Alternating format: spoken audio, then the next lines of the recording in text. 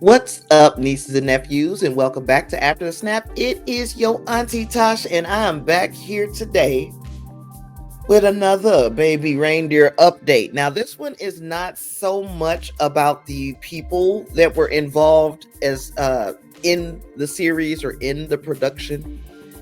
This is shots being fired at Netflix from the UK government. So, I talked about in my live stream that covered Martha, the real life Martha, speaking out to Piers Morgan. And I talked about how in the UK, the laws are completely different. You have to make sure that you are concealing the identity of the people that you are discussing or talking about in your movies, TV shows, whatever. They don't play.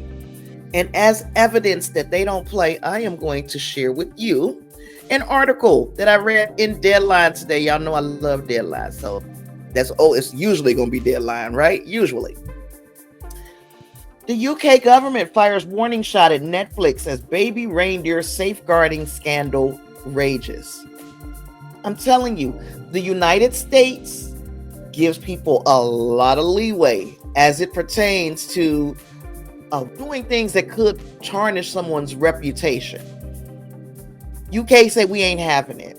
So, according to this article from Deadline, the British government has fired a warning shot at Netflix amid the baby reindeer safeguarding scandal, saying it will be held to high standards under new streaming laws. The Department for Digital Culture, Media and Sport, DCMS, reminded Netflix that the UK media bill will hand regulator Ofcom world-leading powers to police content on streaming services. Asked if the legislation would empower Ofcom to pursue concerns over baby reindeer, a government spokesperson told Deadline, UK broadcasters are subject to appropriate rules to ensure protections for audiences, contributors, and other affected individuals. Our media bill will make mainstream video on-demand services subject to similar high standards. Ofcom will draft and enforce a new video on-demand code allowing viewers, contributors, and others to complain about accuracy issues and potentially harmful content. I'm going to stop there for a moment because we know that here in the United States, you can pretty much say some potentially harmful things. You can say it on social media. You can say it on mainstream media. People say things constantly and consistently that they know is not true. They know that the things that they are saying is not just controversial, that they're lies. In fact, here in the United States, we can remember certain politicians saying, oh, we have alternative facts. There is no such thing as an alternative fact. An alternative fact is a lie. An alternative fact is a lie. So basically, what the UK was saying is, if you are telling untruths, if you are exaggerating, if you're doing all that, and it is concerning to the audience, to broadcasters, to any affected individual, they have the right to complain. And enough complaints will probably get your ass off the air. Anywho, one regulatory expert told Deadline that under the new laws, Richard Gadd's alleged stalker, Fiona Harvey, would be able to make a fairness and privacy complaint against Netflix after she was identified online. The media bill is at the House of Lords committee stage of its legislative journey, with Ofcom's video on demand code not expected to be completed until next year. So-called tier 1 streamers like Netflix will also have an additional 12-month grace period before they must be in full compliance. So I'm talking shit, and it still looks like they're dealing with these situations, but they're dealing with them with kid gloves. Netflix, we're gonna give you a chance, baby. So pretty much you got about 18 months to get your ish right.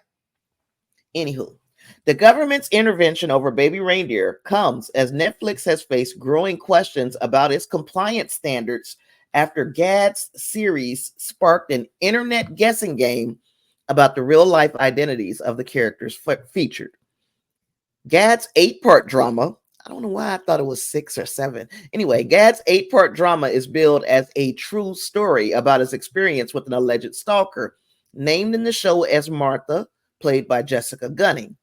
Within days, you might want to say hours, but within days of Baby Reindeer's premiere last month, the real life Martha was identified by online detectives.